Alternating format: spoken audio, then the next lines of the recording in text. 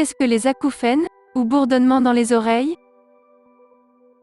Vos oreilles bourdonnent, sifflent, tintent, vrombissent en dehors de tout stimulus externe? Comment en venir à bout? Ces bruits parasites peuvent avoir pour origine un trouble de la sphère auditive, maladie de l'oreille, presbyacousie, traumatisme sonore, ou provenir de l'amplification de sons internes générés par l'organisme lui-même. On les appelle alors des acouphènes pulsatiles.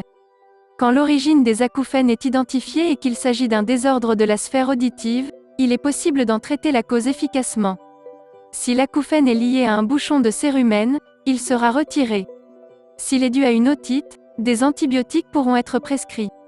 Si l'acouphène est apparu suite à la prise d'un médicament ototoxique, médicament toxique pour les oreilles, le traitement en cause pourra être modifié. Par ailleurs, et ce depuis quelques années, de nouvelles solutions existent, selon bien entendu la nature et l'origine des acouphènes. La thérapie sonore contre les acouphènes. Connue également sous l'appellation thérapie d'habituation, TRT, la thérapie sonore a pour objectif de masquer les acouphènes par des bruits blancs. Une ambiance sonore d'intensité stable est diffusée en continu pour saturer les récepteurs auditifs et masquer les acouphènes.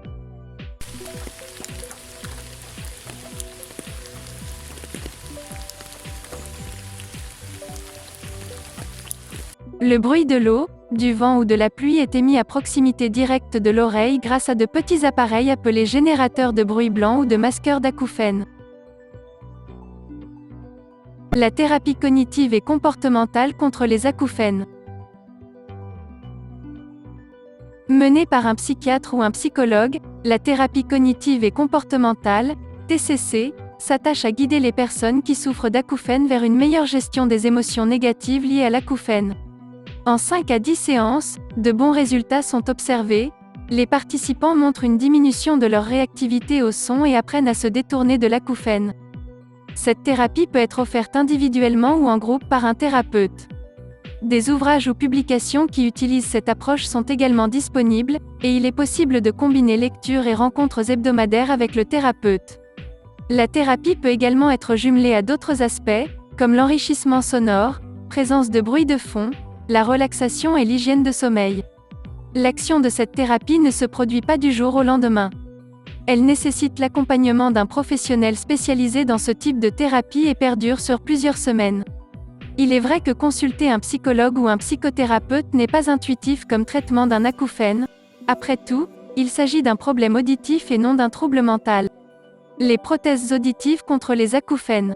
Chez les personnes acouphéniques souffrant de pertes auditives associées, le port de prothèses auditives donne de bons résultats. En améliorant l'audition, les aides auditives limitent la perception des acouphènes par le patient. Ces prothèses peuvent également émettre un bruit blanc afin de diminuer l'acouphène. L'audioprothésiste peut faire les réglages si besoin. Selon une enquête menée en 2007 par Hearing Review auprès des professionnels de l'audition, il a été révélé que les appareils auditifs étaient un point de départ exceptionnel pour les patients souffrant d'acouphènes. L'enquête a révélé qu'environ 6 patients sur 10 ont ressenti un soulagement mineur à majeur de leurs symptômes d'acouphènes, tandis qu'environ 1 sur 5 a connu un soulagement majeur. Les médicaments contre les acouphènes. Après avoir réalisé un test d'audition et si nécessaire une IRM, un ORL spécialisé dans le suivi des personnes acouphéniques pourra vous proposer un traitement adapté. Il s'agit généralement de médicaments vasodilatateurs, antiépileptiques, antidépresseurs ou anxiolytiques. Les médicaments à base de triméthazidine ne sont plus aujourd'hui indiqués pour le traitement des acouphènes, en raison d'une mauvaise balance bénéfice-risque.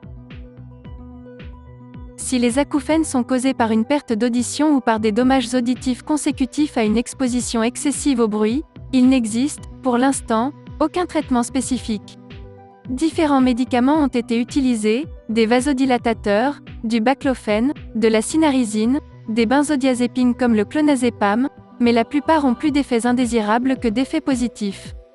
Dans certains cas particuliers, des médicaments visant à contrôler le stress ou la dépression, comme l'amitriptyline, peuvent être prescrits avec de bons résultats.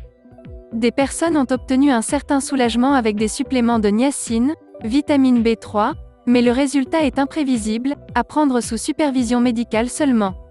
Des injections de corticostéroïdes, dexaméthasone, à travers le tympan peuvent également être efficaces dans certains cas. Le médecin pourra proposer divers médicaments, mais sans aucune garantie d'efficacité.